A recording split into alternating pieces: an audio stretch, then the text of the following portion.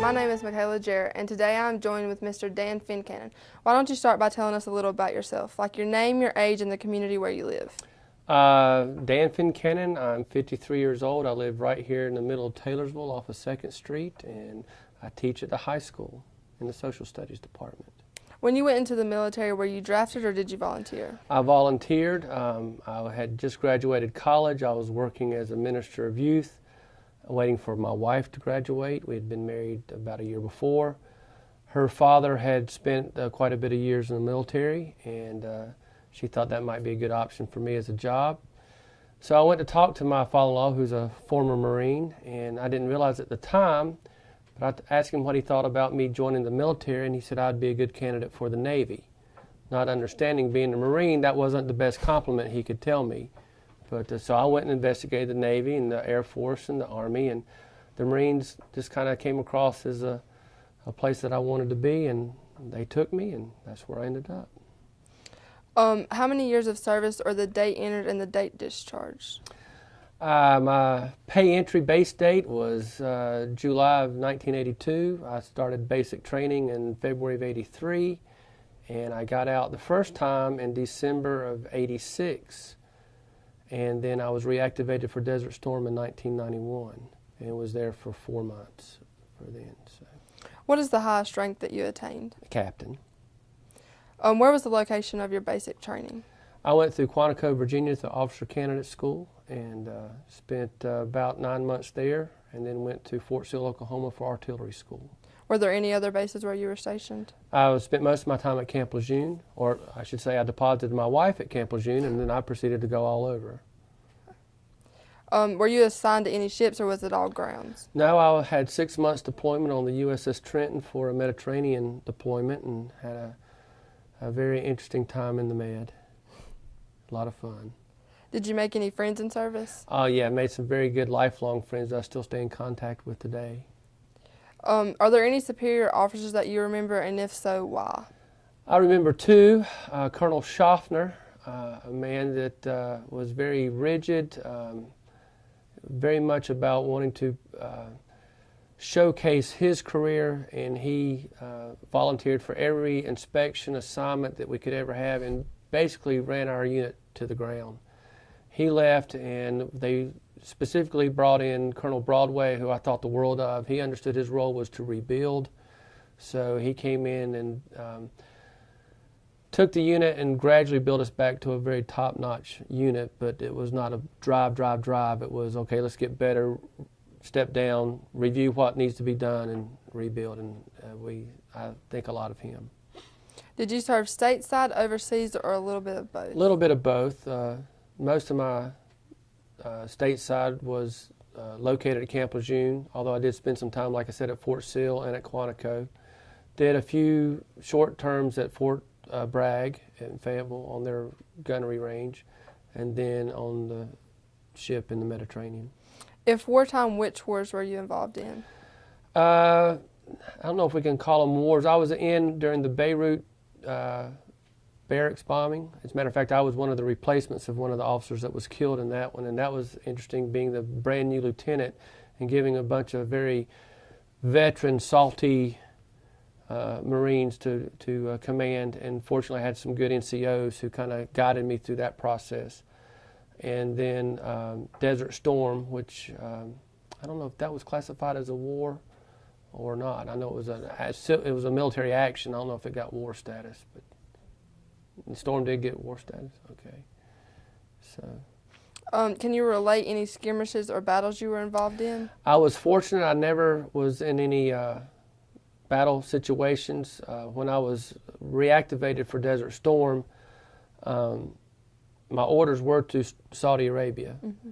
And I came in through Camp Lejeune to process, and evidently some general at the base had determined that anybody that comes in this day, the base gets to keep, because the base was losing personnel mm-hmm. to Desert Storm. So I happened to come in on one of those 2 days, and I stayed. But my specialty is artillery, desert warfare, and I'm nuclear, biologically, and chemically trained. So I'm assuming they were waiting for me there, and they told me that I would be at Camp Lejeune for 6 months, and then I would be in the next wave because we assumed that war was going to go years. Saddam Hussein claimed it was the mother of all wars, and he was supposed to have the second or third best standing army at the time. It only lasted 3 months, or the ground war only lasted 3 months. The air war was significantly longer. I think it started, in September or October? Was it August? And then the ground war started in January, and I went in February and was out by May. Did you or your unit come under attack? No. Anytime? No, not. I was never in a battlefield situation. What weapons were you assigned or special equipment that you used? I was in artillery, so I had a 45 pistol, then later a 9mm, and then I had 6 .198 howitzers that shot a bullet that was not much smaller than this table right here, and then I had 4 .105 howitzers, which was a little bit smaller, but I had a lot of firepower at my disposal. What poor conditions or hardships did you face in service? Probably the hardest was the separation from family. Like I said, my wife stayed at Camp Lejeune. I was gone. We figured up at the 3 years I was at Camp Lejeune, I was gone almost 2 years of that 3, and longest deployment was 6 months. Probably the hardest time was my daughter at the time was very sick with, we don't know exactly what she had, but she was at Duke University Hospital, and she would later pass away from this disorder, and I was required to go to a military school to fill a slot, and while she was in this condition, I couldn't get time off to be with my family. And that was probably the deciding factor that when I came to re-enlist, I decided that maybe I would opt out at that time over the family issues. But then stayed in a reserve status after I got out. Did faith play a part in helping you cope with your time in service? Yes and no.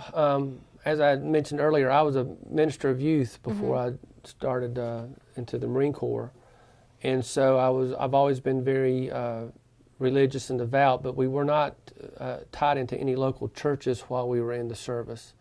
And so while I was personally doing devotions and reading the Bible, we weren't really connected into a religious community at the time.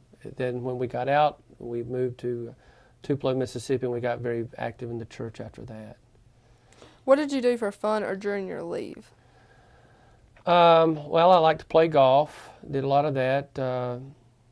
Also worked in the yard. My wife and I would try to do a little bit of gardening. We lived on base, and so we tried what was called square foot gardening and minimal gardening in small areas. And we did a lot of that. We liked to travel, and that's pretty much it. Didn't have a whole lot of time off. I was usually at work by 5 in the morning and usually didn't get home till 9 at night. During one of our inspection terms, I calculated that I did not see my house in daylight 7 days a week for 6 whole months. It was there before daylight and leave after the sun went down. Did you receive any awards, medals, or commendation? Nothing special, just the normal. I got the campaign ribbons for the different times that I was in. I had 2 sharpshooter medals for rifle and pistol, and that was my awards, I guess. Do you have photos, your uniform, or mementos you kept from your time in service? Do have some. I still got my blues. I cannot wear them. And I've got some camis still packed away. I also have a lot of the insignia that I'll wear from time to time as a tie pin or something like that. So yeah, I've got a whole jewelry box full of that type of stuff. What has your occupation been since leaving the service? Well, I got out went into pharmaceutical sales and have been in that in different capacities for 21 years, management, sales training. I took a little break in there and opened a recording studio and did children's music for 2 years, got back into pharmaceutical sales. And then about 5 years ago, I'd had enough of the corporate life and decided, since I was a little boy, I always wanted to be a teacher. And an opportunity came up here at the high school so I could come in as a lateral entry teacher and took advantage, and I'm having the time of my life. Were any of your family members or ancestors in service? Yes. My father was in the Air Force. My uncle Ben Hines was in the Air Force. My father-in-law was a 33-year Marine. So we've had a lot of service participants in my family. Most of my cousins have been in the military at some branch. If applicable, name your siblings, spouse, and your children. They are applicable. My siblings, I have one sister named Beth. My wife is Terry. And then I have two sons, Daniel and Will. Are you active in any veteran organizations? I am not, although I have been approached recently by the American Legion, and if what comes to fruition that they wish, they'll be meeting right behind my house, and it may be kind of hard not to wander over there from time to time. What would you say to youth today interested in the armed services? I think it's a great place to grow up. And I was 23 when I went, and by that standard, I'm considered an adult, but I did not grow up until I entered the military. I use that experience every day of my life in decision making, in confidence building, in leadership situations, and I would encourage anybody who has the slightest doubt about what I want to do or what I should do, this would be a great place to go while you work that out and learn some valuable life skills. Thank you for your time. It's been great meeting you. You're very welcome. I've enjoyed it.